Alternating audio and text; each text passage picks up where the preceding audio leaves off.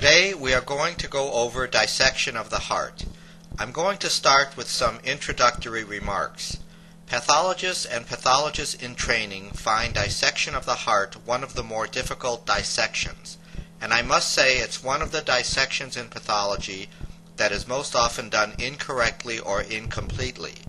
The gross dissection of the heart is very important because in cardiac pathology, the gross pathology is often more revealing and diagnostic than the microscopic pathology.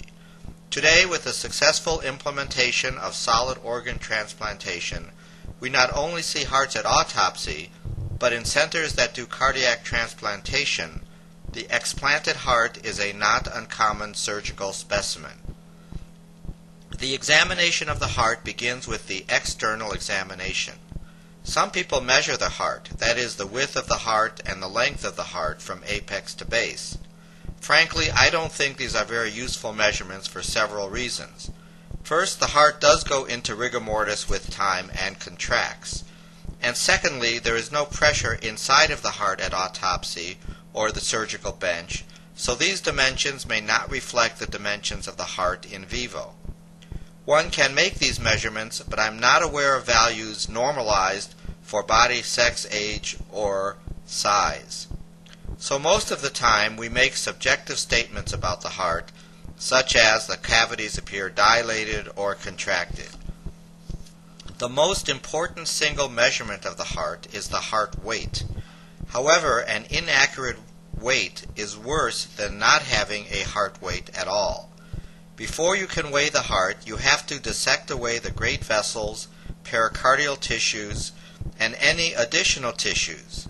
And then you have to open the heart before weighing it to remove post-mortem clot that will affect the weight of the heart. In examining the external surface of the heart, we want to note the amount of epicardial fat that is present. Epicardial fat will increase in patients who are obese, in patients who are on steroids, and in patients that abuse alcohol.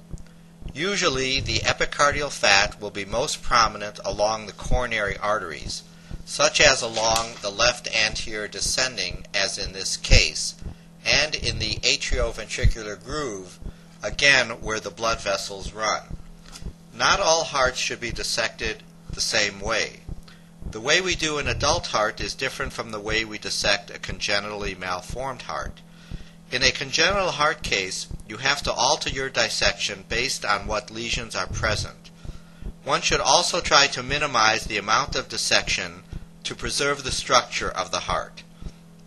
What I'm going to do today is discuss the dissection of the normally formed adult heart, but I will comment on anatomical features of the heart that may be altered in congenital malformations. Before you even touch the heart at autopsy, it is important to look at the heart in situ. First, you look for fluid in the chest cavities and pericardial sac. Blood might indicate rupture of the heart or aorta. Serous fluid might suggest heart failure, for example.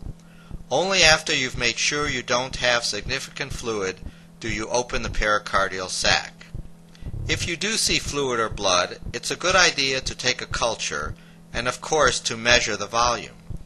If you think the pericardial sac is tense and there is tamponade, you'll want to photograph that before you open the pericardial sac, because obviously once you've opened the sac and the blood runs out, you don't have any documentation that the patient had pericardial tamponade. I'll digress at this moment to talk about photographs. Gross photographs of specimens are very important to clinicians and pathologists. It's especially important in regards to the heart because as you open chambers and as you cut structures, you may obliterate important gross findings that would be very important to document. The heart is one organ where quite often the gross findings are much more important than the microscopic findings. So always think about taking lots of gross photographs of the heart.